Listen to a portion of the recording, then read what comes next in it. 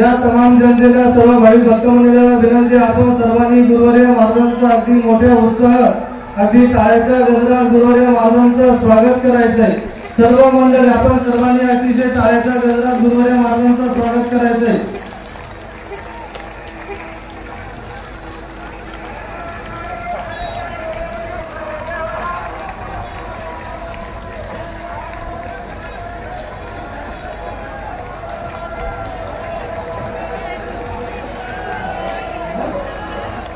सर्वांना विनंती, टाळ्या वाजवा। समोर काय झालं रे, काय बोर्ड, त्यांना विनंती आहे हमरापूर ग्रामस्थ तरी स्टेजकडे या। हमरापूर आणि पूजन झाल्यानंतर लगेच झालेला समस्त ग्रामस्थ हमरापूर यांचं आजचं बाबाजींचं पूजन या ठिकाणी रोज एका गावचं पूजन असतं, म्हणून आजचं हमरापूरचं पूजन मी हमरापूर ग्रामस्थांना विनंती करतो, आपण गुरुवर्य महाराजांचं पूजन करा आणि भाविकांना विनंती करतो त्यांनी आपण टाळ्या वाजवाव्या।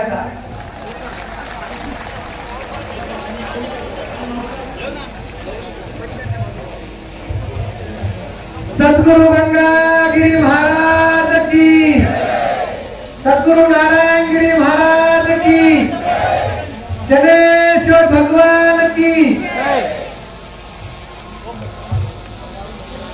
धन्यवाद। एकदा म्हणून काम त्या महाराजांना म्हणजे बघा ही आपल्याला विनंती, आपण जर पूजन जर झालं असेल तर आपल्याला विनंती करतो आपण लगेच काय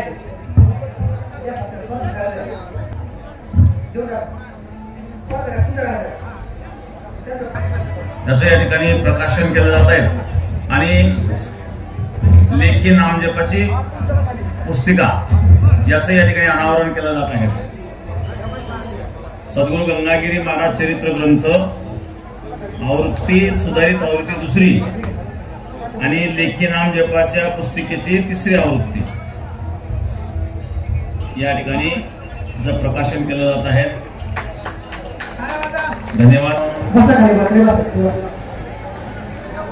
श्री राम जय राम जय जय राम, श्री राम जय राम जय जय राम,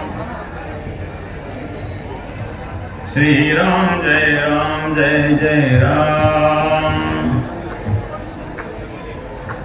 श्री राम जय राम जय जय राम, श्री राम जय राम जय जय राम, श्री राम जय राम जय जय राम, श्री राम जय राम जय जय राम, श्री राम जय राम जय जय राम, श्री राम जय राम जय जय राम, श्री राम जय राम जय जय राम, श्री राम जय राम जय जय राम, श्री राम जय राम जय जय राम, श्री राम जय राम जय जय राम, श्री राम जय राम जय जय राम, श्री राम जय राम जय जय राम, पुंडलिक हृदय विठ्ठल श्री ज्ञानदेव तुकाराम पंढरीनाथ भगवान की जय, सद्गुरु गंगागिरी महाराज की जय, सद्गुरु नारायणगिरी महाराज की जय।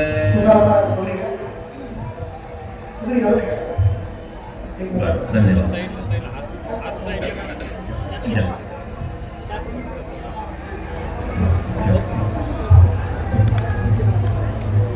भक्त्यात्मन्या शक्य अहमेवं विदोर्जुन ज्ञातुं द्रष्टुं च तत्त्वेन प्रवेष्टुं च परन्तप।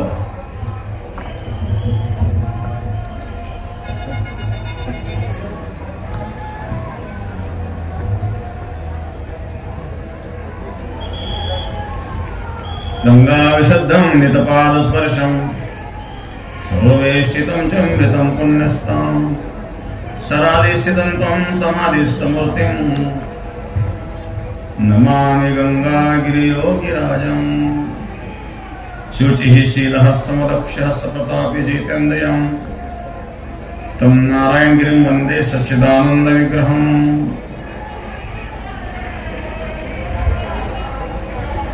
अज्ञानतिमिरान्धस्य ज्ञानाञ्जनशलाकया चक्षुरुन्मिलितं येन तस्मै श्रीगुरवे नमः। योगराज सद्गुरु गंगागिरी महाराजांच्या कृपेने, सद्गुरु श्री नारायणगिरी महाराजांच्या आशीर्वादाने सद्गुरु गंगागिरी महाराजांचा असणारा 178वा अखंड हरिनाम सप्ताह गोदावरी मातेच्या तीराला अखंड भजन आणि अखंड भोजन। भजन करण्याकरता भोजनाची आवश्यकता आहे, शरीरामध्ये एनर्जी पाहिजे। देने को अन्नदान, लेने को हरिनाम, तरने को लीनता, डुबने को अभिमान, गंगागिरी महाराजांचे ब्रजवाक्य होतं। द्यायचं असेल तर अन्नदान, घ्यायचं असेल तर हरिनाम। इथं अन्नदानही चालू आहे आणि हरिनामही चालू आहे।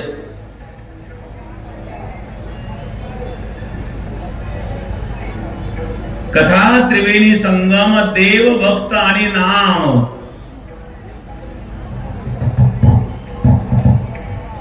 देव आहेत, भक्त आहेत, नामही आहेत। तुम्ही मला देव कुठे? इथं देव तर दिसत नाही। तो दिसण्याची वस्तू नाहीये, समजून घ्यायची वस्तू।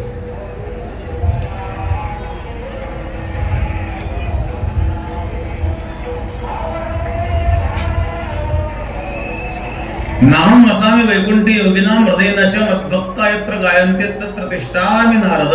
भगवान सांगतात, माझे भक्त गाती जेथे नारदाने उभात येते। आणि इथं भगवंताचे भक्त भगवंताला गात आहेत, म्हणजे भगवान आहेच।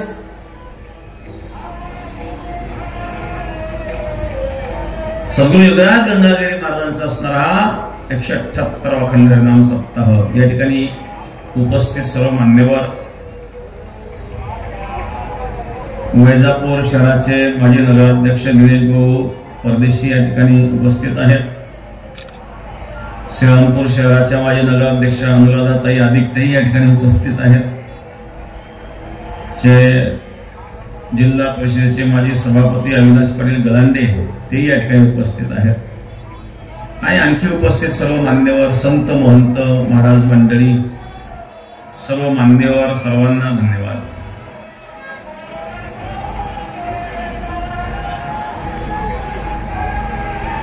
जिथं भगवान सांगतात, माझे भक्त गाती जेथे नारदान उभा तेथे। माझे भक्त जिथं गातात, भजन गातात, त्या ठिकाणी मी असतो। कोणी भगवान आहे मग दिसत का नाही बरं? तो डोळ्यांचा विषय आहे का? तो या चर्मचक्षुचा विषय नाही आहे। मनाच्या आणि वाचेच्या पलीकडे आहेत। मनवाच्यातीत तुझे हे स्वरूप, मनवाच्यातीत तुझे हे स्वरूप। म्हणून या मापे भक्ती केली, म्हणून या मापे भक्ती केली। भक्तीची या मापे मोजितो अनंत, भक्तीची या मापे मोजितो अनंत।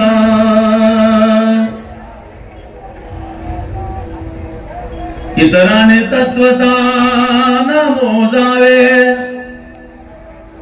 इतराने तत्वता न मोजावे। भक्तीची मापे मोजितो अनंत, भक्तीची मापे मोजितो अनंत। वजन मोजण्याकरता माप आहेत ग्रॅम, किलोग्रॅम. लांबी मोजण्याकरता माप आहेत मीटर. द्रव पदार्थ मोजण्याकरता माप आहेत लिटर. तसं भगवंताला मोजण्याचं माप आहे भक्तीच्या मापे मोजितो अनंत. भक्तीच्या मापाने त्याला मोजायचं आहे, तसं तो कळत नाही. तो मनाच्या बुद्धीच्याही पलीकडे आहे. मग तो दिसेल कसा? एखादी वस्तू दिसत नाही म्हणून नाही म्हणावं का? एक म्हणलं आपण काही देवधर्म मानित नाही. मित्राच्या नावावर तो देव का मानित नाही? तुला दिसत नाही. पण आपण कसं आहे म्हणजे प्रत्यक्ष प्रमाण मानणार आहे. बाप दाखवणार श्राद्धला एक तर दाखवा देऊ. स्वामी रामकृष्ण परमहंस यांना त्यांच्या एका शिष्याने विचारलं, म्हणजे महाराज एवढ्या वर्षापासून मी आपल्या आश्रमामध्ये राहतो पण अजून मला काही देवाचं दर्शन झालेलं नाही. तुम्ही साक्षात्कारी महात्मा आहात आणि म्हणून आज मला देवाचं दर्शनच झालं पाहिजे. एवढी कृपा तुम्ही का करू शकत नाही माझ्यावर? स्वामी रामकृष्ण परमहंस म्हणले, चल तुला देवाचं दर्शन घ्यायचं का? आज मी तुला दर्शन करवतो.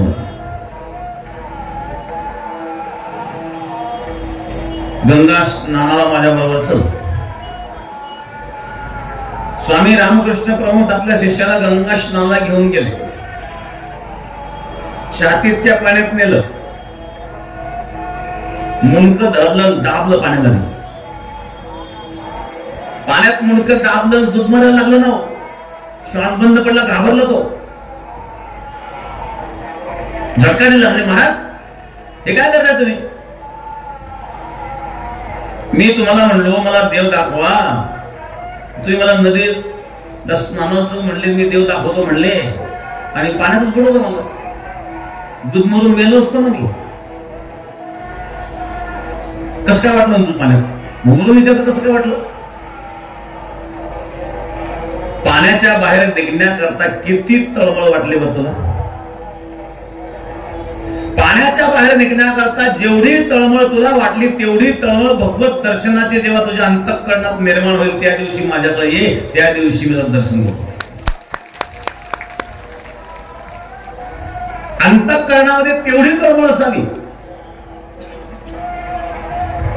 भात खाल्ल्याने पोट भरतं पण 4 शीतं खाल्ल्यावर नाही भरणार. पोट भरून खावं लागेल ना, तेव्हा पोट भरेल. भक्तीद्वारे भगवान प्राप्त होतो. भक्त्या त्वनन्यया शक्य अहम एवं विदोर्जुन. अनन्य भावाने तो भगवंताची अनन्य भक्तीने तो परमात्मा प्राप्त होणं शक्य आहे, संभव आहे. त्याला जाणता येतं, त्याला प्राप्तही करता येतं, त्याला पाहता पण येतं. परंतु त्याकरता तेवढी तळमळ असावी. एक दृष्टांत सांगत असता, एक राजा होता, व देव धर्म काही मानित नव्हता. त्यांनी बैठक घेतली, मंत्रिमंडळाला सांगितलं आजपासून माझा आदेश आहे, आपल्या राज्यात जेवढे मंदिर सगळे पळून टाका. म्हणजे का? तुम्हाला मी पोचतोय, तुम्हाला देव खाऊ घालतो, तुम्हाला पोचणारा मी आहे, माझा आदेश तुम्हाला पाळावा लागेल. राजाला कोणी विरोध करावा? एका मंत्र्याने हिंमत केली, सांगितलं नाही माझा विरोध आहे या गोष्टीला. तुम्ही राजा, तुमचा सन्मान आहे, पण दुसऱ्याच्या भावनेवर आघात करणं हे काही आपलं कर्तव्य नाहीये, हे मला मान्य नाहीये. राजाने मंत्र्याला सांगितलं ठीक आहे, मी तुला 8 दिवसाचा टाइम देतो, वेळ देतो. 8 दिवसात तुम्हाला देव दाखवा. माझं समाधान झालं तर मी निर्णय बदलेल.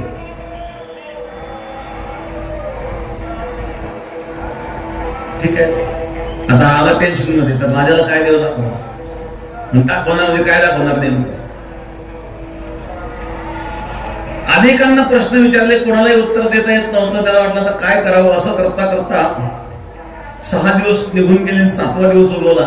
एकच दिवस शिल्लक होता. मंत्री महोदय अतिशय विचारमग्न, चिंताक्रांत. मंत्री महोदयांना चिंताक्रांत पाहिल्यानंतर त्यांच्याकडे एक नोकर होता.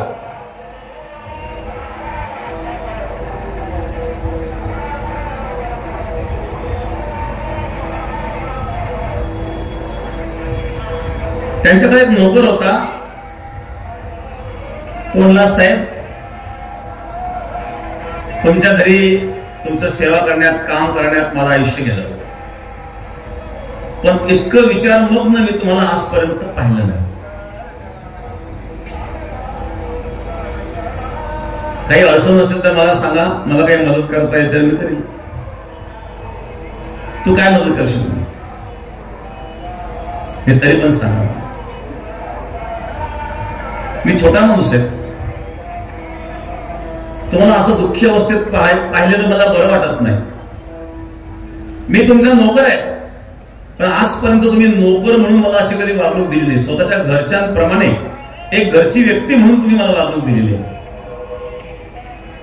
मी तुमच्या घरचा सदस्य आहे म्हणून मी पण काम करतोय इमानदारीने आजपर्यंत. माझं जीवन तुमच्यामुळे चालतं आणि म्हणून तुम्ही दुःखी असणं मला योग्य वाटत नाही. मला सांगा, सांगून तर बघा. सांगितलं राजाने, असं सांगितलं, देव दाखवा नाही तुझं फाशीवर जावं लागेल. एवढंच ना, माझ्यावर सोडून द्या, मी येतो तुमच्याबरोबर. दुसऱ्या दिवशी 8वा दिवस होता, शेवटचा दिवस होता. सभा गच्च भरलेली होती. मंत्री महोदय येताना आपल्या सेवकाला सोबत घेऊन आले. राजाने विचारलं, प्रश्नाचं उत्तर मिळालं का? आज तुम्हाला फाशीवर जावं लागणार आहे, आज तुमचा शेवटचा दिवस. मंत्र्याने सांगितलं, तुमच्या प्रश्नाचं उत्तर माझा नोकर देणार आहे.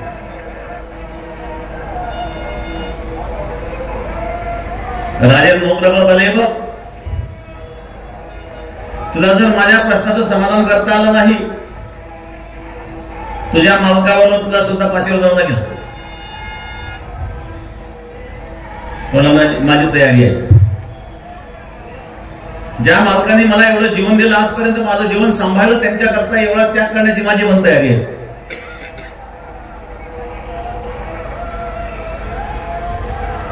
दाखव म्हणले तू. 1 ग्लास दूध आणा. दूध आणलं. 1 चमचा आणा. चमचा आणला. त्या दुधामध्ये तो चमचा हलवत बसला.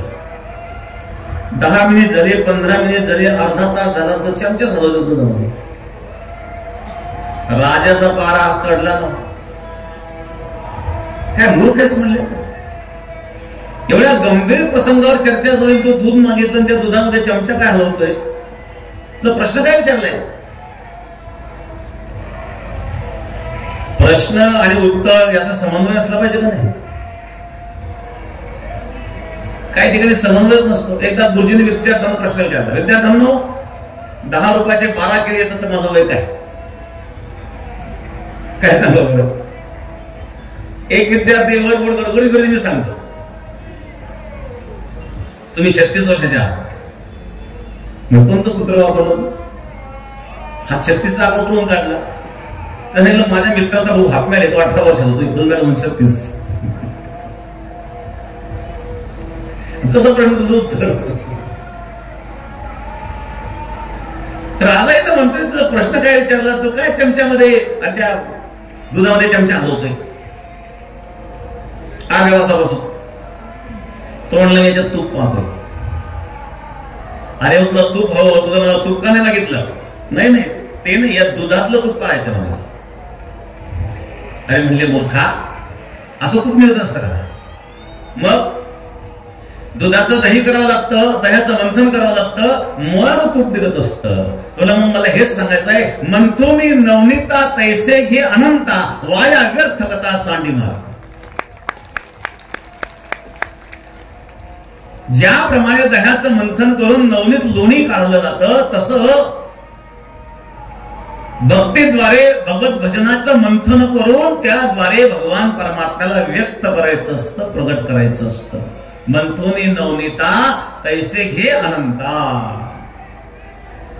त्याकरता भक्तीच्या मापे मोजितो अनंता हा या नेत्रेंद्रियाचा विषय नाही आहे.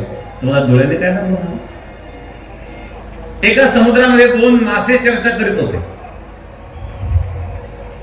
तुम्ही मग मासे बोलतात का? दृष्टांतातले मासे बोलतात. तिकडचे मासे बोलतात की नाही बोलणं माहित नाही, पण दृष्टांतातले बोलतात. एक मासा दुसऱ्या मासाला म्हणला, तू समुद्र पाहिला का? हा म्हणला, अरे बाबा, ज्याच्यात तू वावरतोय तोच समुद्र आहे. समुद्र हा तुझ्या दृष्टीचा विषय नाहीये. समुद्र हा एवढा व्यापक आहे, आपली दृष्टी किती कमजोर आहे. तसं ईश्वर तत्वाचं व्यापकत्व एवढं आहे की या चर्मचक्षुद्वारे तो पाहिला जात नाही. आणि जगामध्ये अशा अनेक वस्तू आहेत की त्या आहे पण दिसत नाही.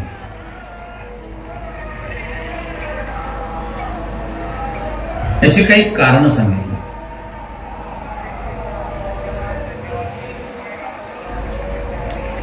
याची 8 कारण आहेत. संक्षिप्त सांगेल. वस्तू आहे पण दिसत नाही. बघा, आकाशामध्ये एखादा पक्षी उडत उडत उडत उडत गेला, लांब गेल्यानंतर तो दिसेनासा झाला. मग दिसेनासा झाला म्हणतो नाही का? एखादी वस्तू अति दूर आहे, आपल्या डोळ्याच्या आकलन शक्तीच्या पलीकडे आहे, मग ती डोळ्याला दिसत नाहीये.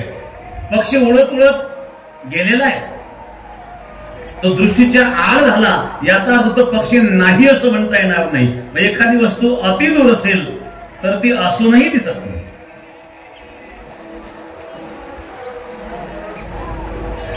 दुसरं अति समीप, अति जवळची वस्तू. डोळ्यातलं अंजन, डोळ्यातलं अंजन डोळ्याला दिसतं. स्वतःचा डोळा स्वतःला दिसतो का? डोळा, आपला डोळा आपल्या डोळ्यात पोहोचू शकत नाही. कोणी म्हणजे आरशामध्ये दिसेल ना, आरशामध्ये दिसतं ते प्रतिबिंब दिसतं, डोळा नाही दिसत. आरशात जे आपण पाहतोय ते प्रतिबिंब आहे, स्वतःचा डोळा स्वतःला दिसतच नाही. अति समीप, बघा, अति दूर आहेत, जे दृष्टीच्याही पलीकडे आहेत, ते दिसू शकत नाही. असलं तरी दिसत नाही, ते मानावं लागतं. डोळा डोळ्याला दिसत नाही, डोळ्यातलं काजळ डोळ्याला दिसत नाही. अति समीप, अति समीप असलेला पदार्थ सुद्धा असून दिसत नाही. म्हणजे पदार्थ असून न दिसण्याची कारण मी सांगतोय. एक आहे अति दूर, दुसरे अति समीप, तिसरं इंद्रियाघात. इंद्रियाघात म्हणजे ज्याच्या इंद्रियात दोष आहे, अंधत्व आलेलं आहे. आंधळ्या माणसाला काय दिसणार आहे? लोकांना रातांधळे होतात, रात्री ते दिसत नाही. घोबडाला दिवस दिसत नाही. घोबडाला दिवस दिसतं का? नाही दिसत.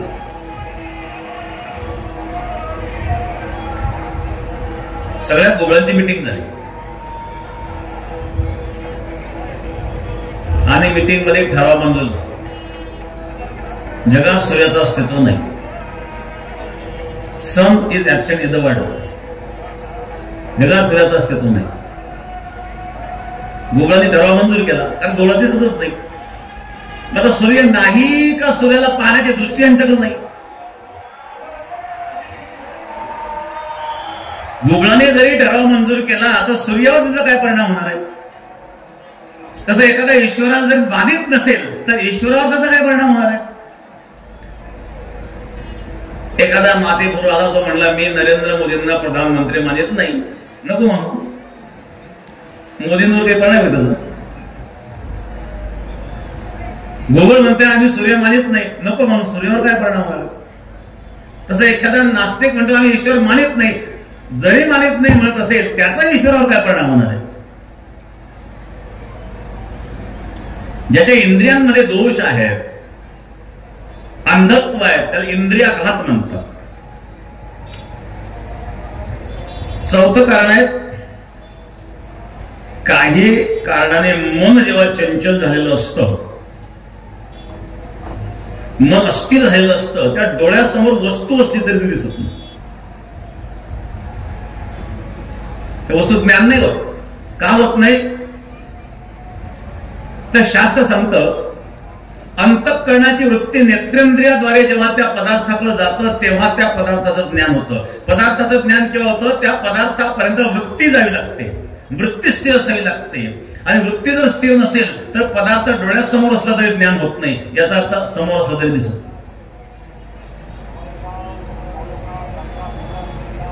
एका मनुष्य एकच काम करीत असतो. श्रीमद भागवताच्या 11व्या स्कंदामध्ये भगवान दत्तात्रयांच्या 24 अवतारांचा प्रसंग आहे. भगवान दत्तात्रयाच्या 24 गुरूंचा प्रसंग आहे. त्या 24 गुरूंमध्ये लाव्हार याला दत्तात्रयांनी गुरु म्हणलं. एक लाव्हार. काय गुण घेतलेला लाव्हार?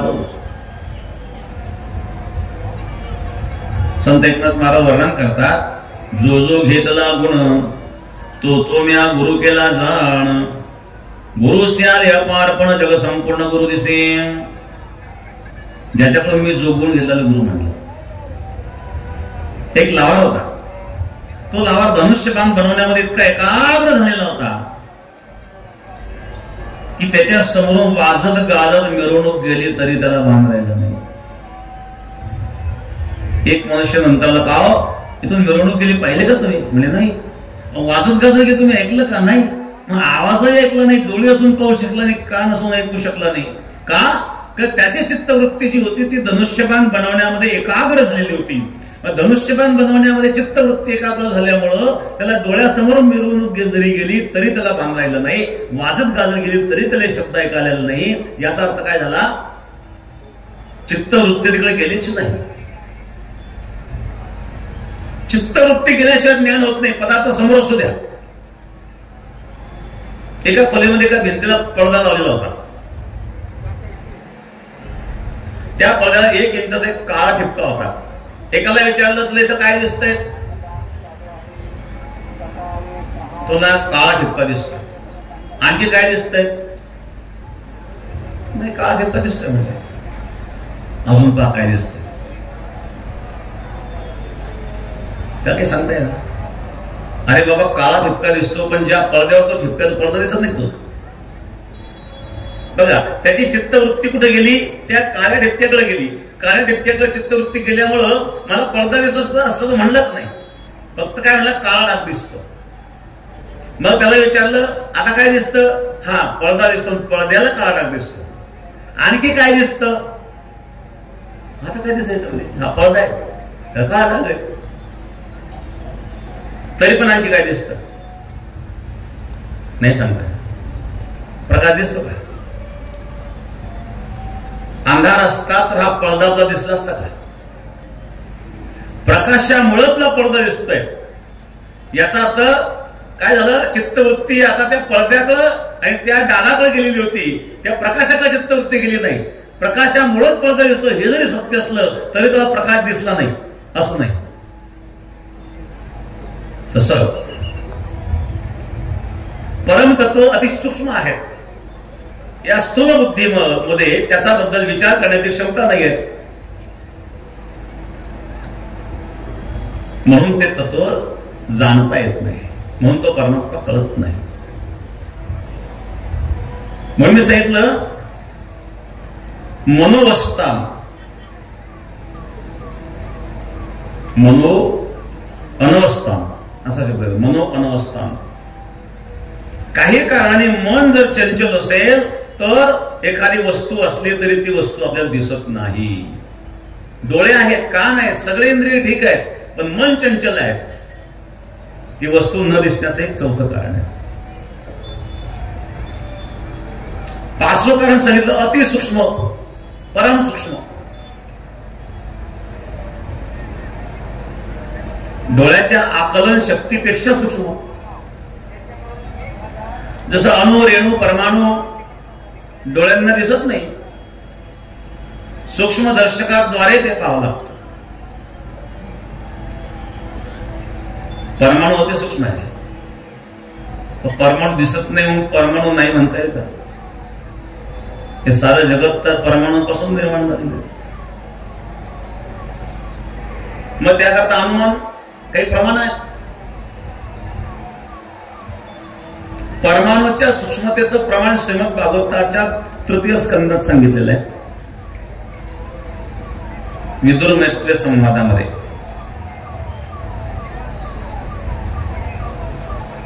पूर्वी धावेची गरज असायची, त्याला धारा असायचं. त्या धाऱ्यामधून प्रकाश किरण आतमध्ये सूर्यमध्यान्नावर आल्यानंतर त्या प्रकाश किरणामध्ये जे उडणारा कण असतो त्या कणाला श्रीमद भागवतामध्ये त्रसरेणू म्हटलेलं आहे.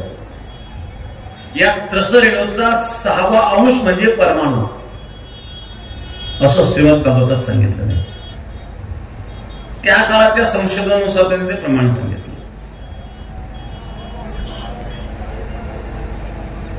आणि त्या परमाणूला व्यापण्याकरता सूर्यप्रकाशाला जेवढा काळ लागतो त्याला परमाणु काळ असं म्हणतात. पूर्वीच्या काळामध्ये कालमापन करण्याचे काही प्रमाण होते, जसं आता आपण सेकंद, मिनिट, तास याद्वारे कालमापन करतो. हे सांगितलं. जसं द्रवमापन करण्याकरता लिटर आहे, लांबी मोजण्याकरता मीटर आहे, वजन मोजण्याकरता किलोग्रॅम आहे, तसं कालमापन करण्याकरता काय सेकंद, मिनिट, तास. या कालमापनाचं वर्णन श्रीमद भागवतात आलेलं आहे.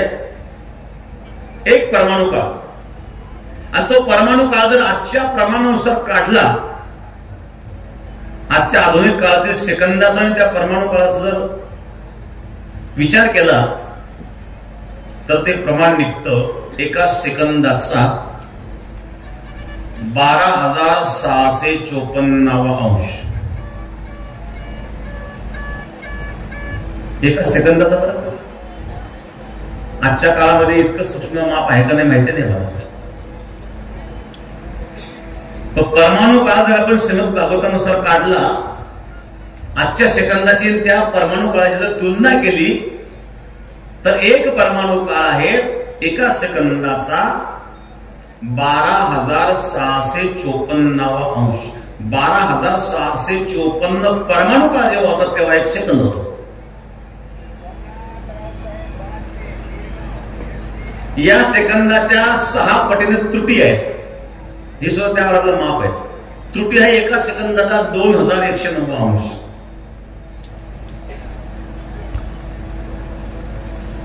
आणखी सूक्ष्म जात नाही, नाहीतर ऐकणारा डोकं दुखायला गेलं.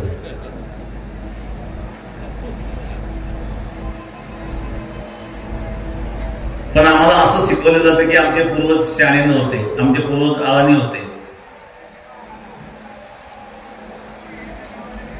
याच्या पूर्वजांना काही कळत नव्हतं. काही न कळणाऱ्या पूर्वजांच्या पोटी हा शहाणा कसा काय जन्माला नष्ट होतो.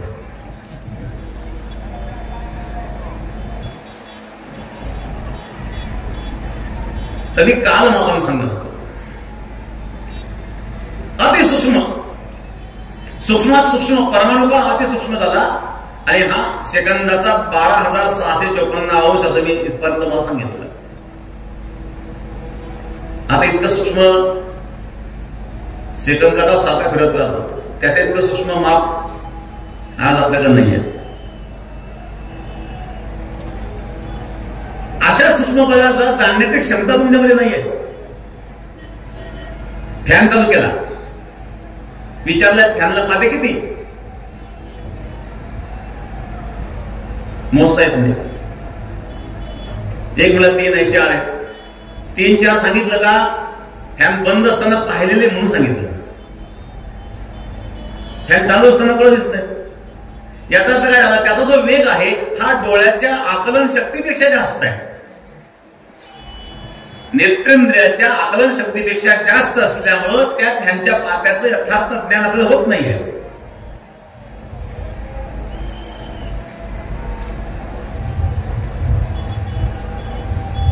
अशा प्रकारे अतिसूक्ष्म काही गोष्टी असतात. मग त्या शास्त्राला विचारावं लागतात. शास्त्रात ते दिलेलं आहे. जसं मी परमाणु काळ सांगितलं, शास्त्रामध्ये ते स्वप्नावस्थेचं वर्णन आहे. स्वप्नावस्था आपली केव्हा निर्माण होती, कशी निर्माण होते.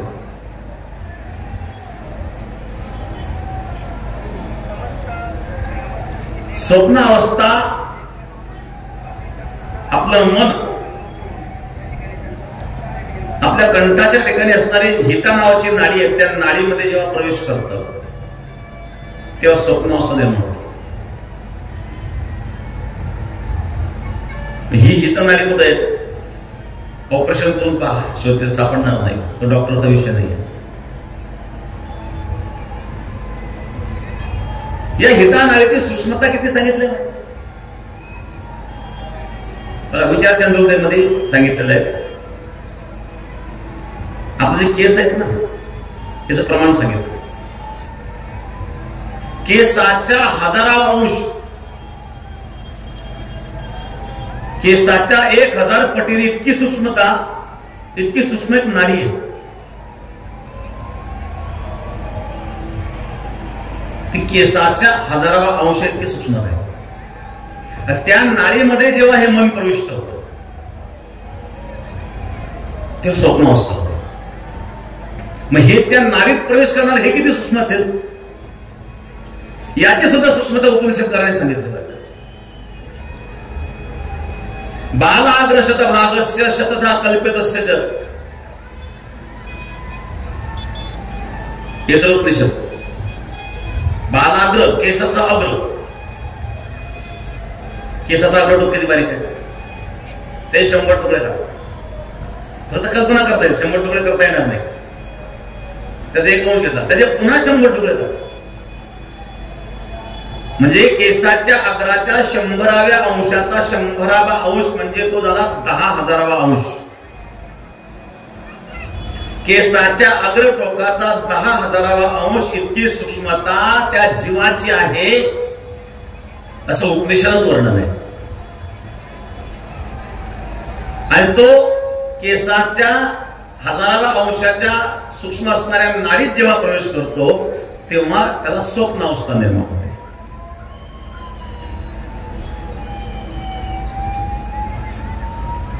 आता हे कधी सुचायचं, आपल्याला कधी करायचं आहे नाही. जीवाची सूक्ष्मता जर एवढी आहे तर त्या परमात्मा तत्व कळणं किती अवघड आहे. मग अतिसूक्ष्म परमात्मा असूनही दिसत नाही, किंवा एखादा पदार्थ असून दिसत नाही, पण दिसत नाही म्हणून नाही म्हणता येणार नाही. परमाणू अतिसूक्ष्म आहे, परमाणू नाही म्हणता येणार नाही.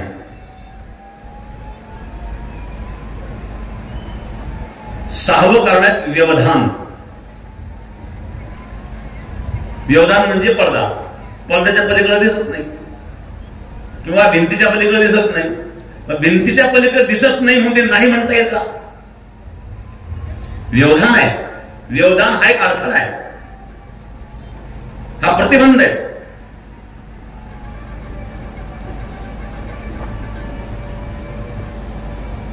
राजमहालामध्ये असे पडदे असायचे.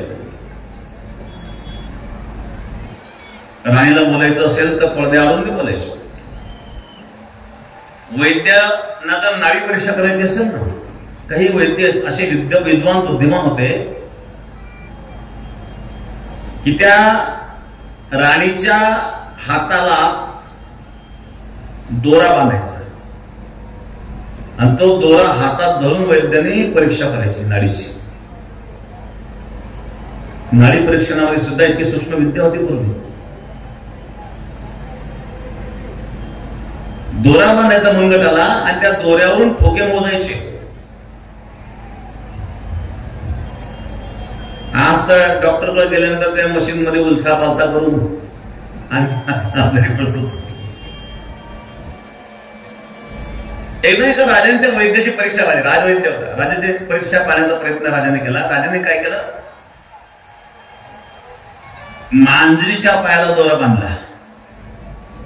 पळते चाळ, वैद्याला दिसत नाहीये. राणी पळते चाळ म्हणली, दोरा बांधला मांजरीच्या पायाला आणि दोरा वैद्याच्या हातात दिला. वैद्याने ठोके मोजले. माणसाचे हे काही ठोके दिसत नाही. तोही अभ्यासला वैद्याचा. वैद्याने सांगितलं, मला असं वाटतं आज राणी साहेब मांजरीच्या आयुष्यात दिसतात तुम्ही. बघा काय बुद्धिमान लोक होतो.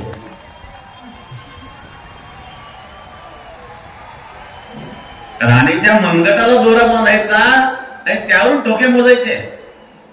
मग पलीकडच्या तेराला, पलीकडच्या बाजूने, पडद्याच्या पलीकडून राणी आहे पण दिसत नाहीये. मग दिसत नाही म्हणते का? व्यवधान नावाचा हा दोष आहे. व्यवधान ज्यावेळेला आलेलं असतं तर त्यावेळेला आपण त्याला नकारू शकत नाही.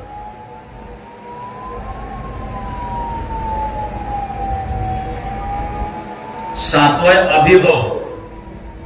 अभिभव म्हणजे प्रखर असणार तेज. प्रखर तेजामध्ये दृष्टीचा अभिभव होतो. उदाहरणार्थ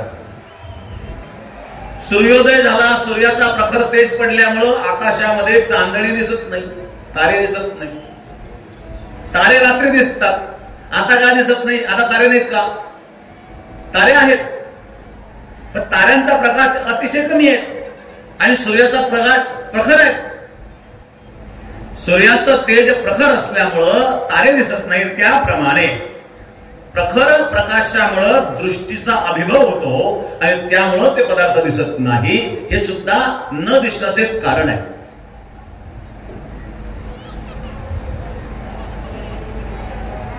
आठवं कारण आहे समानाविहार.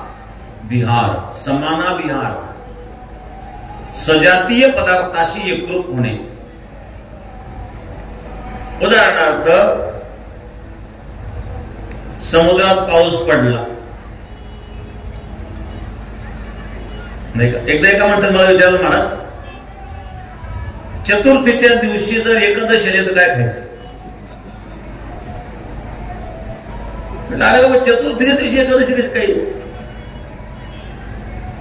हा, एकादशी द्वादशी कदाचित एकत्रित होते, दशमी एकादशी एकत्रित होऊ शकते, पण चतुर्थी आणि एकादशी किती अंतर आहे? चतुर्थी नंतर पंचमी, षष्ठी, सप्तमी, अष्टमी, नवमी, दशमी, मग एकादशी. चतुर्थीच्या दिवशी एकादशी कशी काही? आलीच तर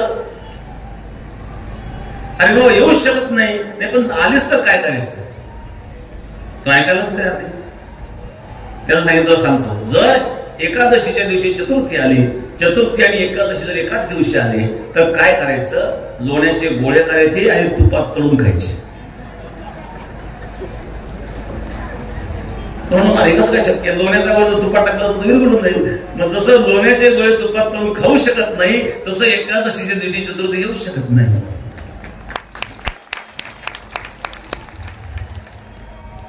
मग लोण्याचा गोळा तुपात तळायचा ठरला तर तो दिसत नाही. का दिसत नाही? तर त्या ठिकाणी काय आहे? समाना विहार, म्हणजे सजातीयता त्या ठिकाणी आली. पाण्यात पाणी पडलं ते दिसणार नाही. अशा प्रकारचे हा समाना विहार हा सुद्धा एक दोष आहे. समुद्रामध्ये पाऊस पडला, किती पाऊस पडला सांगता येणार नाही, पण पडलाय. तात्पर्य, प्रत्यक्ष प्रमाण जे आहे त्याला सीमा आहे. प्रत्यक्ष प्रमाण हे दोषयुक्त आहे. मग ईश्वर हा प्रत्यक्ष प्रमाण आणि अनुमान प्रमाणाचा विषय नाहीये. प्रत्यक्ष प्रमाणाचा विषय नाही, अनुमान प्रमाणाचा विषय नाहीये. मग यावर ईश्वर दिसत नाही म्हणून तो नाही असं म्हणता येणार नाही. अनुमानेना तो अनुमानाच्या पलीकडे आहे, तो मनाच्या पलीकडे आहे, तो बुद्धीच्या पलीकडे आहे.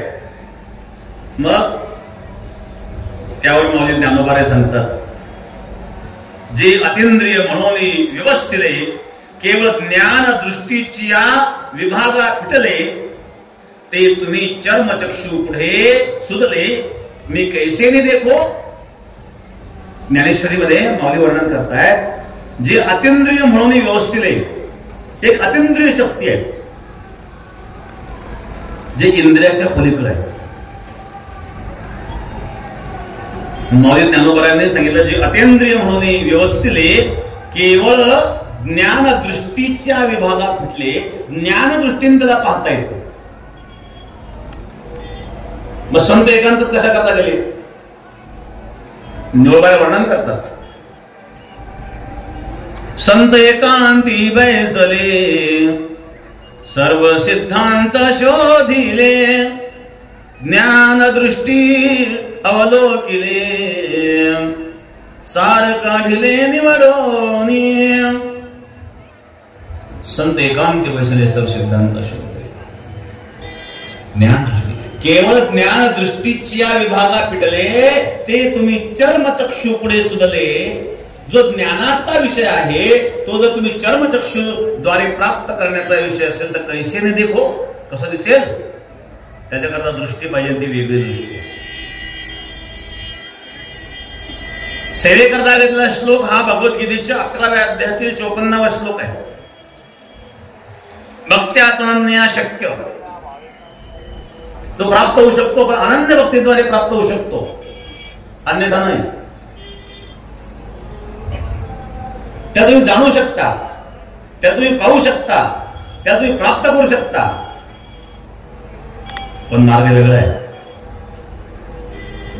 मरीन फार सुंदर उदाहरण देतो. देखा उतलवना सरिसा, पक्षी फळाशी झोंबे जैसा, सांगे नरू केवे तैसा पावे वेगा.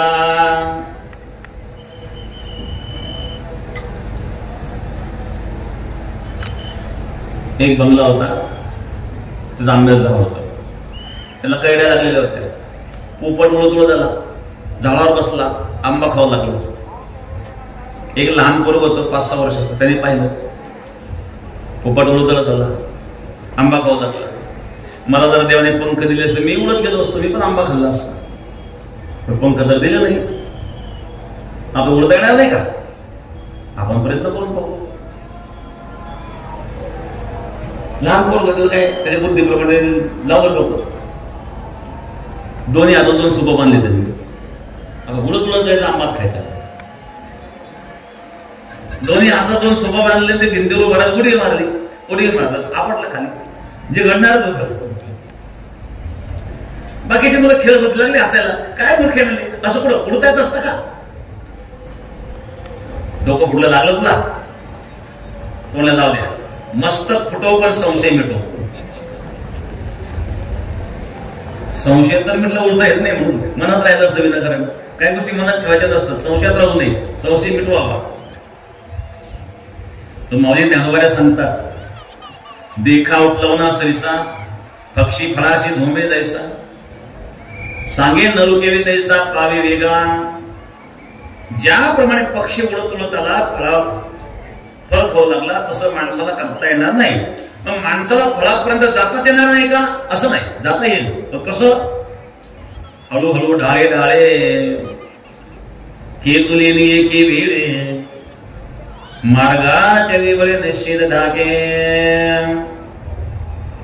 खोळावर चढावं लागेल, खोळावर फांदीवर जावं लागेल, फांदीवर आणखी छोट्या फांदीवर जावं लागेल, मग फळापर्यंत पोहोचता येतं. त्याप्रमाणे हा परमात्मा अतींद्रिय, इंद्रियांचा विषय नाहीये तो.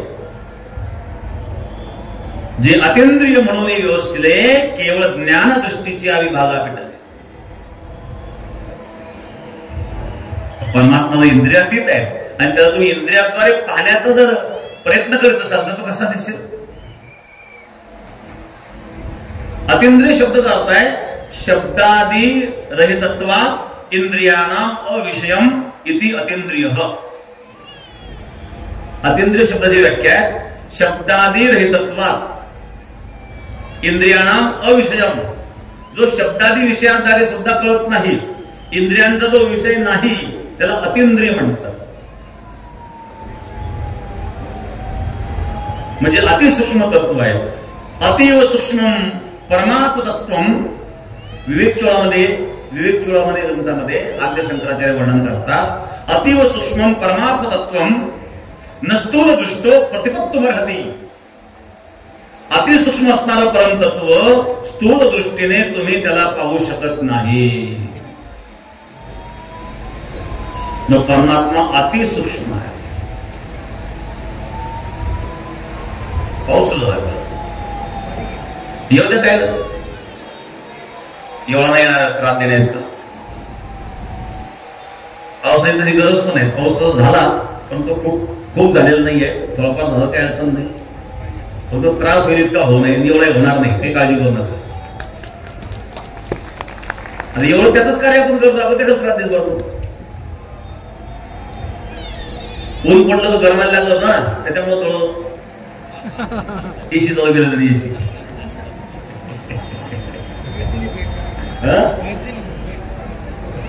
त्याला सुद्धा आनंद झाला ना. भेट देण्याकरता वरुण राजा इकडे वरुण राजा तिकडे गंगामाई आहे. गोदावरी माता गोदावरीच्या तीराला अगदी सुंदर पवित्र अशा प्रकारे तीर्थक्षेत्र आहेत. इकडे शनिदेवगाव शनी महाराज आहेत. तिकडे बालाखंडला आशुतोष महादेव आहेत. रामदरबार आहेत. इकडे पलीकडे कमलपूरला शिखांचं गुरुद्वार आहेत. महानुभाव आश्रम आहेत. आपल्या वारकऱ्यांची खूप चांगली सेवा दोन्ही आश्रमामध्ये करीत आहेत. महानुभाव आश्रमामध्ये सुद्धा बरेच वारकरी त्या ठिकाणी आहेत राहत आहेत. आणि शीख संप्रदायाचं गुरुद्वार त्या ठिकाणी त्या गुरुद्वारामध्ये सुद्धा आपल्या वारकऱ्यांची चांगल्या प्रकारची सोय व्यवस्था केलेली आहे. मी या ठिकाणी शीख संप्रदाय असेल महानुभाव संप्रदाय असेल दोघांना या ठिकाणी धन्यवाद देईल की आपल्या वारकऱ्यांची जी आपण व्यवस्था करीत आहेत त्याबद्दल सद्गुरू गंगागिरी महाराज सप्तास कमिटीच्या मार्फत आपल्याला धन्यवाद.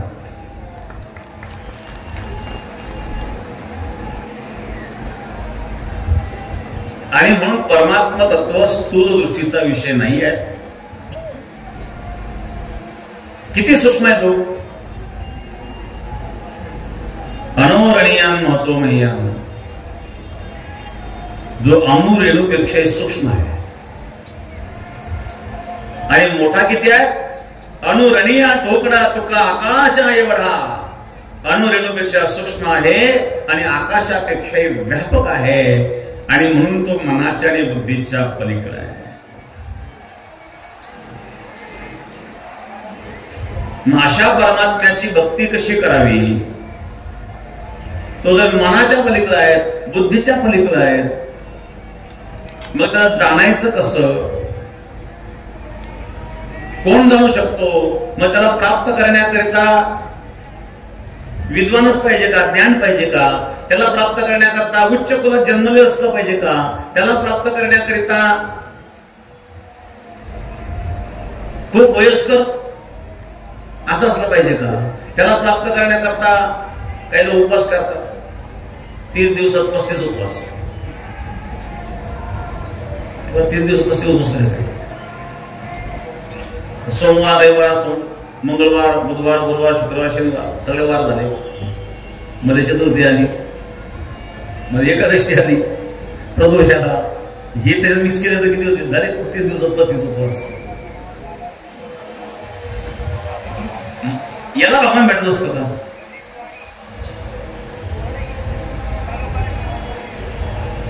उच्च जातीमध्ये जन्मलं पाहिजे असं काही नाहीये. मोदी ज्ञानोबा वर्णन करतात. या परी पाप योनी अर्जुना का वैश्य क्षुद्र अंगना माते भजता सदना माझिया येते. अर्जुना वैश्य असू द्या क्षुद्र असू द्या जो मला भजतो तो मला प्राप्त. मी जात पाहत नाही. श्रीमद भागवतामध्ये वर्णन आहे. भक्ती ही पुनाती मन्निष्ठा शोपाकम अपि संभवा.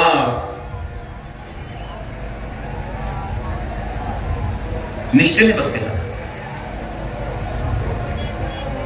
कोणी असो भलता हो भलते याती ज्यासी माझी भावार्थ भक्ती. कोणी असू द्या कोणत्या जातीचा असू द्या. तू माझी भक्ती करतोय ना तोची जाणपा पवित्र मूर्ती माझी प्राप्ती मत भजने. तो खरा पवित्र आहे. जो मला भजतो तो कोणत्याही जातीचा असू द्या, मी जात पाहत नाही. माझ्या ठिकाणी ज्याची निष्ठा आहे तो जन्मदोषाने चांडाळ असू द्या, मी त्याला पावन करतो. नारद भक्ती सूत्रामध्ये सुद्धा नास्ति तेषु जाती विद्या रूप कुल धर्म क्रियाभेद. नास्ति तेषु मी मानित नाही. जात विद्या रूप कुल धन क्रिया याचा भेद माझ्याकडे नाही. तो जातीने कोणी असू द्या, तो विद्वान असो किंवा नसेल, तो रूपवान असेल किंवा नसेल, तो कुलवान असेल किंवा नसेल, तो धनवान असेल किंवा नसेल, किंवा तो आचरण शुद्ध असेल किंवा नसेल. आचरण शुद्ध जरी नसलं तरी सुद्धा त्याला शुद्ध करण्याचं माझं काम आहे. खट नट यावे शुद्ध होऊन या जावे. परमात्मा असा आहे, या ठिकाणी कोणी या, प्रत्येकाने शुद्ध होऊन जायचंय. अंधार किती जुना असू द्या, एखाद्या कुपीमध्ये 1000 वर्षापासून अंधार आहे, तिथे जर आपण बॅटरी घेऊन गेलो, तो अंधार म्हणेल का मी 1000 वर्षापासून असल्यामुळं माझा अधिकार आहे. बॅटरी घेऊन गेल्यानंतर बॅटरी लावली म्हणजे अंधार संपला. 1000 वर्षाचा अंधार असू द्या, प्रकाश आल्याबरोबर अंधार संपला. प्रकाशामुळे अंधकार टिकू शकत नाही. त्याप्रमाणे कितीही वाईट कुकर्म करणारा असू द्या, माझ्याकडे आला ना, भगवान सांगतो माझा झाला आहे, मी त्याचे गुणदोष पाहणार नाही. बघा किती दयाळू आहे भगवान. भगवान दयाळू आहे म्हणून आपण जगतोय. त्या मनाला विचारा आपण काय काय करतो ते. एक दिवस जगण्याच्या सुद्धा आपण लायकीचे नाहीये, पण तो जगवतोय आपण. आस्तिक असू द्या नास्तिक असू द्या, सर्वांना तो जगवतो. जात विद्या कुल रूप धन क्रिया यांचा भेद परमात्म्यावर नसतो. व्याधस्य चरणम ध्रुवस्य वयो विद्या गजेंद्रस्य का जात रुद्रस्य यादव पते रुद्रम किम पौरुषम कुब्जायः किम नामोत्पदिकम किम तत्सुदम नोदनम भक्त्या तुष्यति केवलम न च गुणैर भक्ति प्रियो माधव. भगवान सांगतात मी भक्ती प्रिय आहे. व्याध होता, व्याधात कोणतं आचरण चांगलं होतं? जरा व्याध. श्रीमद भागवतामध्ये उदाहरण आहे जरा व्याधाचं. या जरा व्याधाचा बाण भगवान कृष्णाच्या पायाला लागला होता.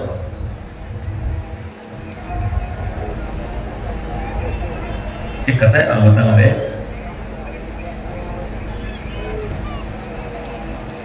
जामवंती नंदन स्वामी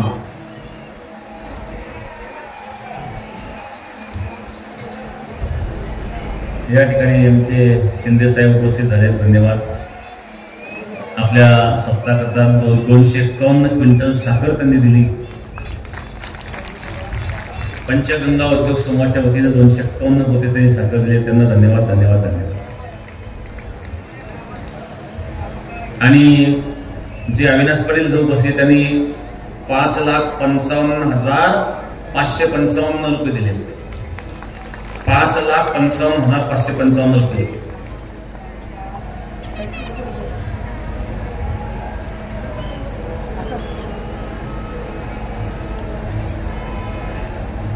व्याध होता,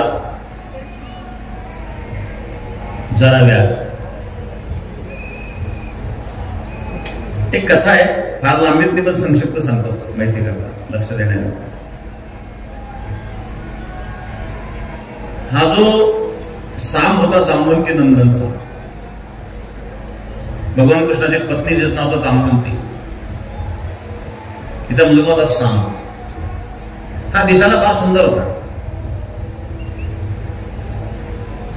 स्त्रीचा वेश दिल्यानंतर हा पुरुष आहे का स्त्री हे सुद्धा कळत नव्हतं. एका ठिकाणी सत्संग चालू होता.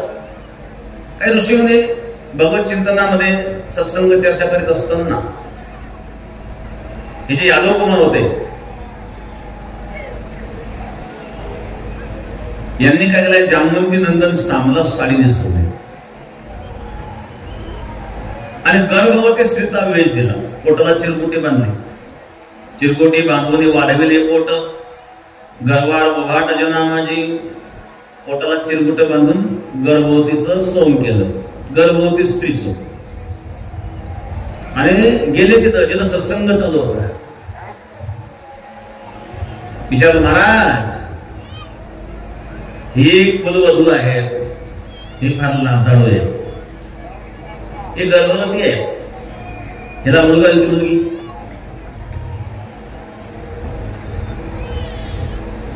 ऋषी पाहायला दुर्वास दुर्वासाने विचार केला. हे म्हणतात कुलवधू आहे, मग हिच्या वेळेचा पती पाहिजे किंवा बाप पाहिजे किंवा भाऊ पाहिजे, असं कोणतरी पाहिजे. मुलांबरोबर हे कशी काय? त्याने अंतर्दर्शन पाहिलं आणि लक्षात आलं. क्रोध आला दुर्वासांना. क्रोध आल्यात त्यांनी सांगितलं, याला मुलगा होणार नाही, मुलगी होणार नाही, याला मुसळ होईल, ते मुसळ तुमच्या कुळाचा नाश करेल.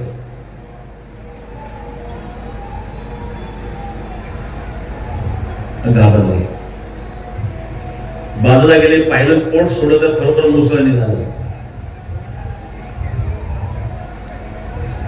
कथा सांगण्याचा उद्देश नाही, कधीच मला वेळ घ्यायचा नाही. आता मुसळचं काय करायचं? त्याची बारीक पावडर केली, समुद्रात फेकून दिली. एक वीटभर तुकडा शिल्लक करायला, तोही समुद्रात फेकला. तो एका माशाने गिळला. तो मासा जरा त्याच्या जाळ्यात सापडला. तो जरा जेव्हा तो मासा कापला तर त्याच्या पोटामध्ये तो तुकडा सापडला. त्याचा बाण त्याने त्यातून भात्यामध्ये ठेवला आणि भगवान कृष्ण परमात्म्यांच्या निजधामाची जेव्हा वेळ आली, भगवान कृष्ण परमात्मा विरासन लावून बसलेले असताना कृष्णाचा पाय त्याने लांबून पाडला आणि त्या कृष्णाचा पाय हरणाच्या मुखासारखा चमकला. त्याला वाटलं हे हरणाचं मुख आहे, हरिण म्हणून त्यांनी बाण मारला, तो कृष्णाच्या पायाला. तो जवळ आणि त्याला पश्चाताप झाला. भगवंताने सांगितलं, हे विधीचे विधान आहे, तू पश्चाताप करू नको. त्या जनाव्याधाचा उद्धार भगवंताने केला. जो व्याध आहे, जीवाची हिंसा करून खाणारा आहे, जीवनात भक्ती कधी केलेली नाहीये, हरणाचे शिकार म्हणून बाण मारला, तो कृष्णाच्या पायाला लागला, कोणतेही चांगलं काम केलेलं नाही आहे, तरी पण भगवान कृष्ण परमात्मा यांनी त्याला मुक्त केलं. व्याधस्य आचरण, व्याधाचं कुठं आचरण होतं? भगवंताचं सान्निध्य प्राप्त झालं.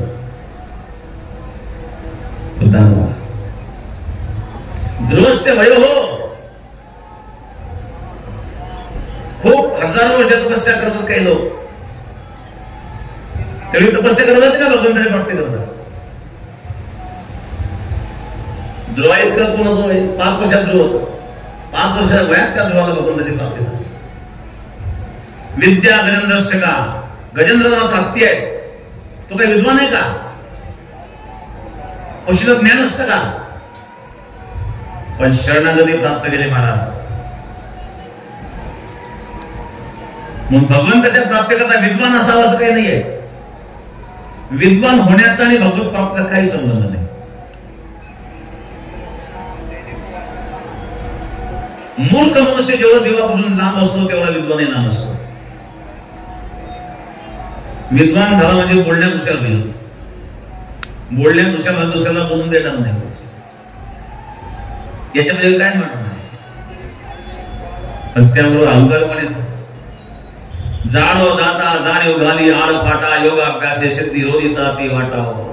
ज्ञातेपणाचा अहंकार येतो. नवल अहंकाराचे गोठी विशेष न लगे अज्ञाना पाठी सज्ञानाचे झोंबे कंठी नाना संकटी नाचवी. अहंकार हा सज्ञानाचे झोंबे कंठी. अज्ञानाच्या मागे अहंकार लागत नाही. मोठे मोठे ज्ञानी अहंकाराने बरबडलेले असतात.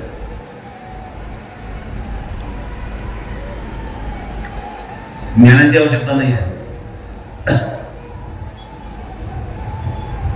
ज्ञान हे अनुभवजन्य असावं. प्राप्त केलेलं ज्ञान हे ज्ञान नाही आहे. शास्त्र सिद्धांत आहे, जी गोष्ट प्राप्त केली जाते ती नष्ट होते. ज्ञान ही प्राप्त करण्याची गोष्ट नाही, प्राप्त करण्याचा विषय नाही आहे. मग प्रगट होई हे बोले विश्व ब्रह्मचे केले. ज्ञान हे अनुभवातून प्रगट होत असतं, अनुभवातून व्यक्त होत असतं, ते ज्ञान आहे.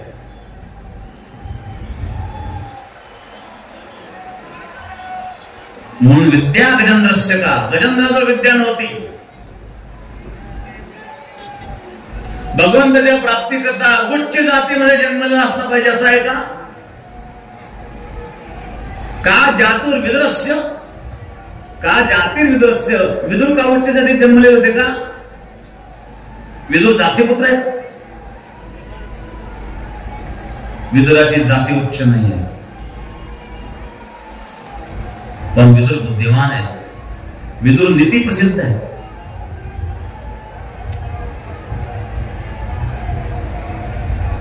विदुराच्या घरी भगवान गेले. दाराची कळी वाजली. विदुर काका दरवाजा उघडा. भक्ती अशी असावी की भगवंताने दाराची कळी वाजवावी. ही विदुराची भक्ती आहे. विदुर उच्च जातीमध्ये जन्मलेला नव्हता. भगवंताला जाण्याकरता उच्च जातीची आवश्यकता नाही.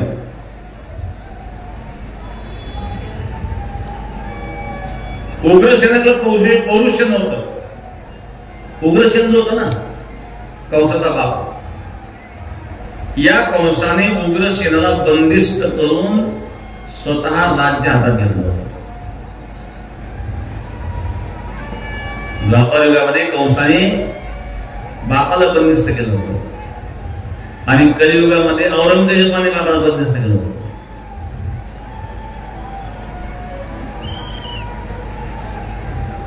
तर कंसाने बापाला बंदिस्त केलं,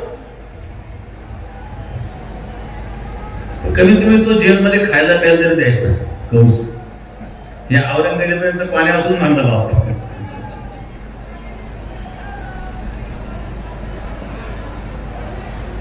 औरंगजेबाने बापाला जेलमध्ये टाकलं आणि त्याचा पाण्याचा कोठा दररोज ठरवलं होतं, एवढंच पाणी मिळतं. आता उन्हाळ्यामध्ये जास्त पाणी लागतं माणसाला, त्याने पाणी मागितलं. त्या जेलमध्ये असणारा जो जेलर म्हणला तुमचा आजचा कोठा संपला, पण मला तहान लागली ना. त्यांनी सांगितलं त्या निरोप सांग, हिंदू धर्मामध्ये मेल्यानंतर सुद्धा पाणी पाजता, तो जिवंतपणे तर पाच.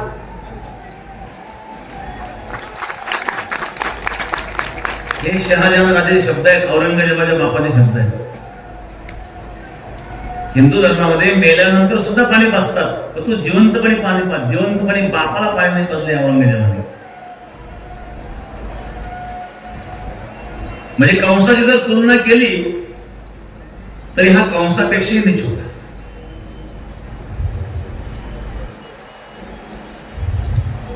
स्वतःच्या भावाचं शिर कापलं होतं.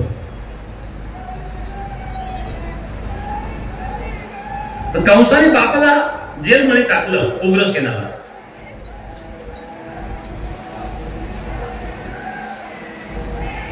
तर उग्रसेनाकडे काही खूप पराक्रम होते असं नाही, पण भगवंताने काय केलं, कंसाला ठार मारल्याच्या नंतर पुन्हा उग्रसेनाला त्या ठिकाणी स्थापित केलं.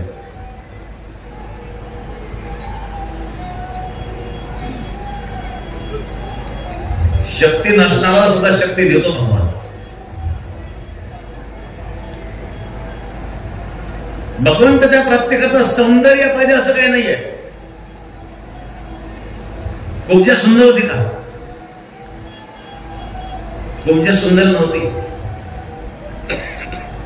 पण कुब्जेला भगवंताने सुंदरी म्हणून हाक मारले बरं. ती कुब्जा वाटेमध्ये चंदन घेऊन चालली होती. कृष्णाने पाहिलं 3 ठिकाणी वाकडी. कृष्णाने हाक मारले, हे सुंदरी. सुंदरी म्हटली ती माझ्यावरून पाहिलं, मला कोण सुंदरी म्हणतो? ती रागावली, मला सुंदरी म्हणतो. मी काय वाईट म्हणतो का सुंदरी म्हणून? मी सुंदर दिसते. भगवान म्हणले, मी सुंदरी म्हणलो तो सुंदरीच आहे. तुझ्या हातात काय? म्हणजे चंदन. ते चंदन दे मला. ती चंदन लावण्याकरता तिचा हात पुरे ना. वर वर हो म्हणून सांगितलं. तिच्या पायावर पाय दिला, कमरेला झटका दिल्यावर सरळ झाली. सरळ झाली सुंदर. कुब्जा सुंदर नव्हती, तिला सुंदर बनवण्याचं काम परमात्म्याने केलं. रूपाचं सौंदर्य सुद्धा भगवंताला नकोय, त्याची काही आवश्यकता नाही आहे. कुब्जेचं नावही सुंदर नाही, कुब्जेचं रूपही सुंदर नाही. भगवंताकडे जाण्याकरता नाम रूप सुंदर असलं पाहिजे असं काही नाही. आणि भगवंताकडे जाण्याकरता धन पाहिजे असंही काही नाही. किम तत्सुदामो धनम. सुदामा धनवान होता का?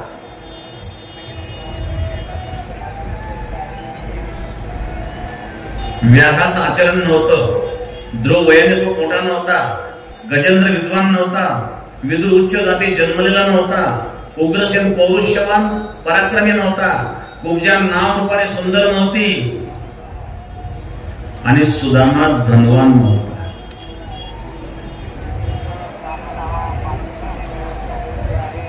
मग यांना भगवंताने मुक्त का केलं?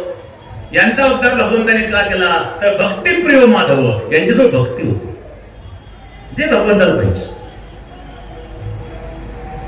अंतःकरणामध्ये भक्ती असावी. भक्तियुक्त अंतःकरणाने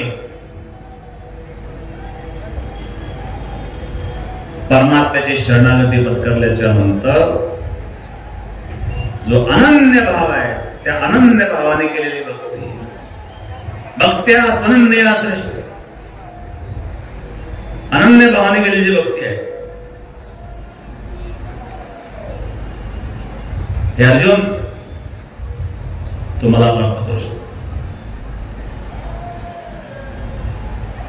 अन्याश्रयामध्ये अन्यथा, अन्य सर्व आश्रयाचा त्याग. परमात्मा असं तुझं काही नाही. चुकलिया माये बाळ हुरू पाय तैसे झाले माझे जीवा, केव्हा भेटसी केशवा. अशी अवस्था. लहान मुलाला आई सोडून काही सुचत नाही,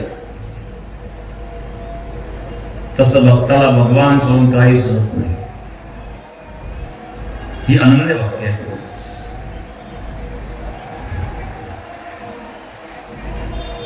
कोणी किती विद्वान असू द्या, जरी झाले वेदशास्त्र संपन्न, तेही न करिता भगवत भजन, विद्वान असू द्या, तो जर भगवत भजन करीत नसेल तर माया निवर्तक ब्रह्म ज्ञान तयासी ही जाण कदा नुपजे.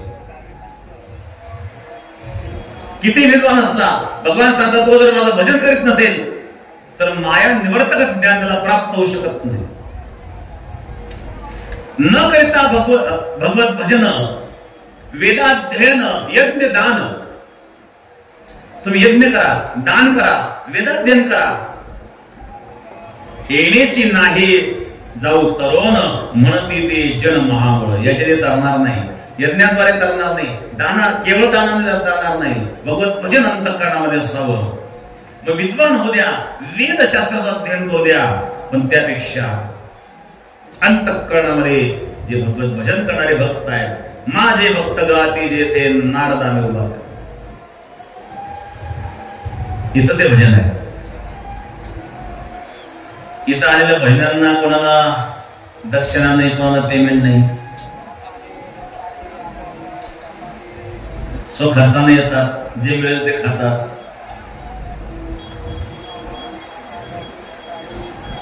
हे भजन आहे, हे भगवंत करतायत. भगवंत करता भजन असं, जग करता काय? जग काय येणार आहे?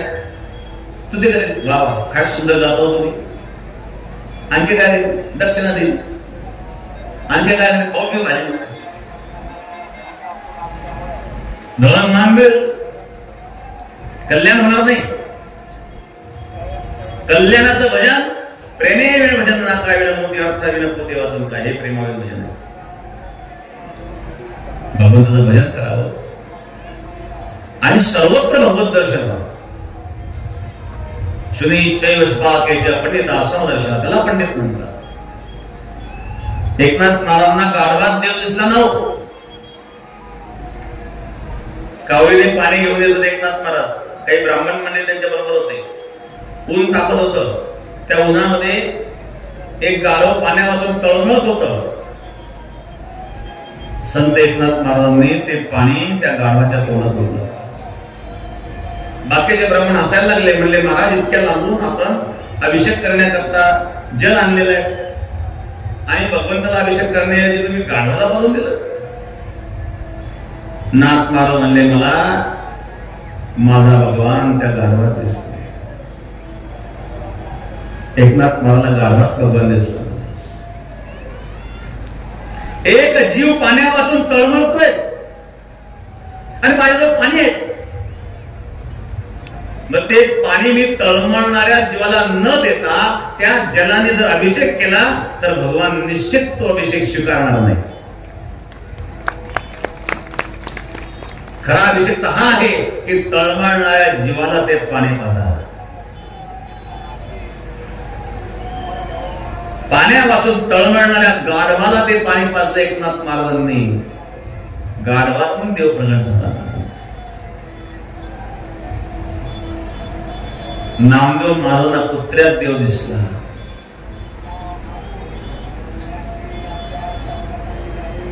नामदेव महाराज कुत्र्याच्या माला लागले वाटी घेऊन तुपाची. हे भगवान कोरडी पोळी नका खाऊ, तूप लावून खा.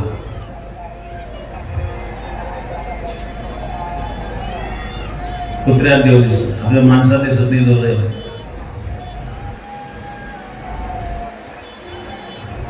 पशुमध्ये सुद्धा देव दिसतो. प्राणी मात्र दया करावी. बोध दया गायी पशुचे पालन तानिल्या जीवन वनावाचे. आपल्या भारतीय संस्कृतीमध्ये प्रत्येक प्राण्यावर दया करायला सांगितलं, पण विशेषतः गोपालन याला आपल्या भारतीय संस्कृतीमध्ये महत्व दिलं. भगवान श्रीकृष्ण परमात्मा यांनी स्वतः गोपालन केलं.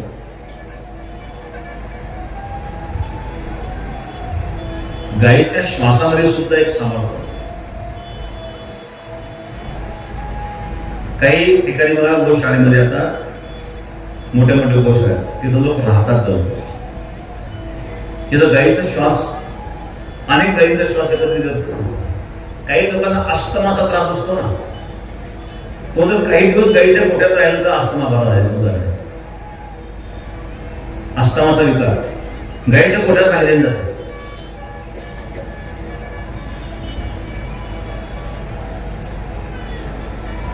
गायीचं जे गोमूत्र असतं त्या गोमूत्रामध्ये जे वेगवेगळ्या प्रकारचे कंटेंट्स पाहायला मिळतात. अनेक रोग घालण्याची शब्द त्याच्यामध्ये असते. गुजरातमध्ये जी गायीचं गोमूत्र आहे त्याच्यावर संशोधन केलं होतं. 1 लिटर गोमूत्रामध्ये 22 मिलीग्रॅम सोनं निघतं. फक्त लिक्विड मध्ये, घन रूपात नाही. सुवर्णाचे गुण त्याच्यामध्ये असतात. देशी गायीच्या तुपामध्ये सुद्धा बघा, देशी गायीचं तूप पिवळ्या रंगाचं असतं ना, तो केवळ पिवळा रंग नाहीये, ते सुवर्ण आहे. आयुर्वेदामध्ये रोग प्रतिकार शक्ती वाढण्याकरता सुवर्ण भस्म वापरले जातं. जर सुवर्ण भस्म आपल्याला मिळत नसेल तर सुवर्ण भस्माच्या जागेवर आपण गोमूत्राचा किंवा देशी गायीच्या तुपाचा उपयोग करू शकतो.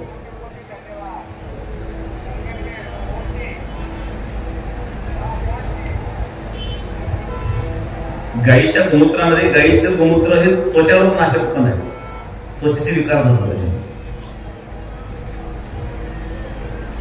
आपण बेटामध्ये सफेद डागावर औषध तयार करतो, ते गाईच्या गोमूत्रातून तयार करतो. बरेच लोक डॉक्टरांकडे बरे न झालेले त्या औषधाने बरे होतात. आपण एक कॅन्सरचं पण औषध तयार करतो. शेकडो लोकांना आपण ते प्रयोग केले. शुद्ध देशी गाईच्या तुपातून ते तयार करतो आपण. आणि डॉक्टरांनी घरी काढून दिलेले काही पेशंट सुद्धा बरे झालेले.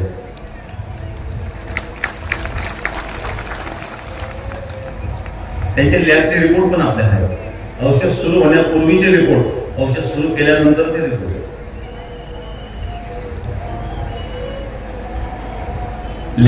लॅबच्या रिपोर्ट निश्चित सांगतोय मी आपल्याला. शुद्ध देशी गाईचं तूप त्याकरता वापरले जातं, त्या औषधाला.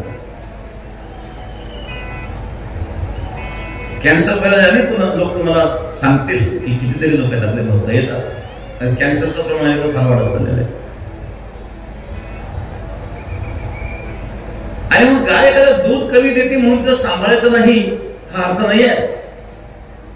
अलीकडच्या काळामध्ये गाई कत्तलखान्यामध्ये जातात. कापणाऱ्याला दोष देण्यापेक्षा विकणाऱ्याला का दोष देऊ नये? विकणारे कोण आहे? कापणारा धंदा आहे, तो धंदा पण करतोय. पण विकणारे कोण आहे?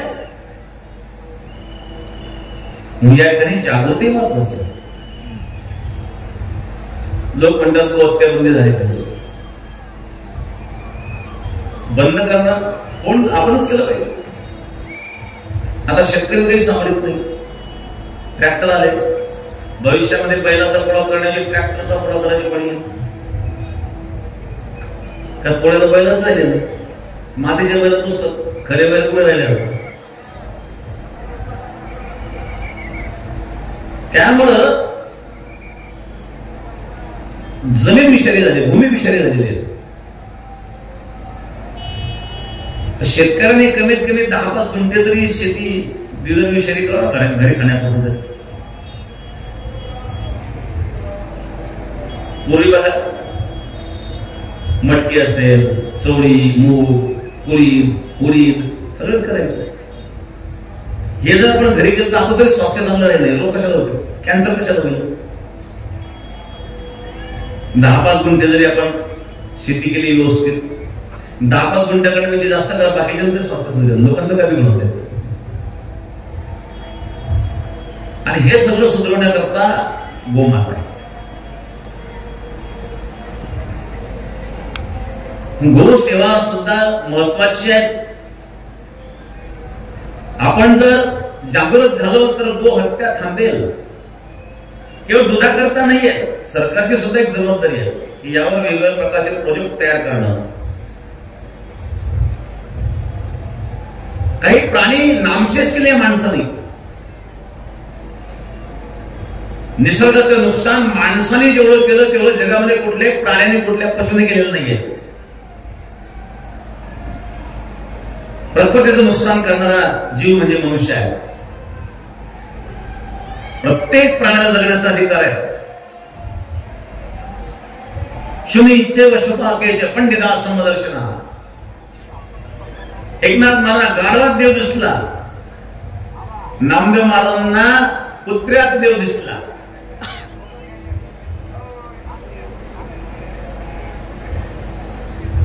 भूताची दया हे भांडवल संता, पुरिया ममता नाही देही. प्राणी मात्रावर दया. मग तो कोणत्याही जातीचा असू द्या, भगवान सांगतो माझा आहे.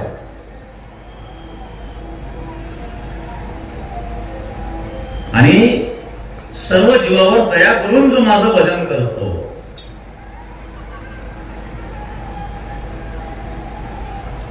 भगवान सांगतात ही अनन्य भक्ती आहे. हे समस्त श्री वासुदेव ऐसा प्रतिती रसाचा ओतला भाव.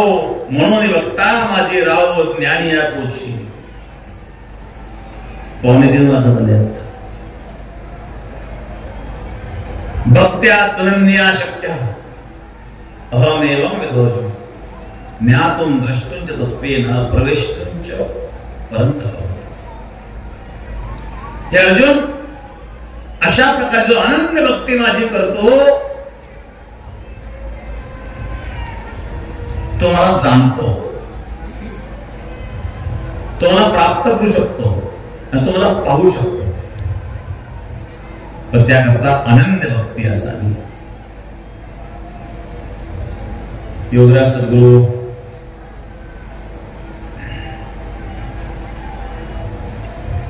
गंगागिरी महाराजांच्या कृपेने असणारा 178वा परिणाम सप्ताह अतिशय सुंदर चालू आहे। सप्ताह कमिटी फार कष्ट घेत आहेत, सर्व गावं खूप कष्ट घेत आहेत। मी सर्वांना या ठिकाणी धन्यवाद देईल। या ठिकाणी राष्ट्रवादी काँग्रेस पक्षाचे राष्ट्रीय सचिव मान्य अविनाशदादा अधिक अनुराधाताई अधिक यांच्याकडून या सप्ताह करता 1,11,000 रुपये आणि 3 क्विंटल साखर, 2 क्विंटल तांदूळ अन्नदान करतात आणि 1,11,111 रुपये 1,11,111 रुपये या ठिकाणी मान्य अनुराधाताईंनी या ठिकाणी जाहीर केले आणि त्याबरोबर 3 क्विंटल साखर आणि 2 क्विंटल तांदूळ देखील अन्नदानामध्ये दिलेले आहेत। मान्य सुभाषजी चोरडिया या ठिकाणी उपस्थित झाले, त्यांना धन्यवाद।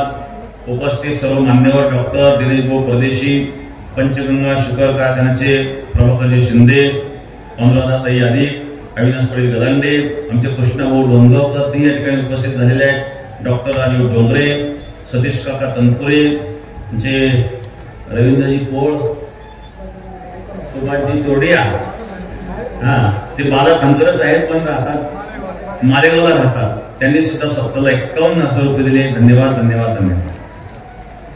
कुंडली वरदाय विठ्ठल श्री ज्ञान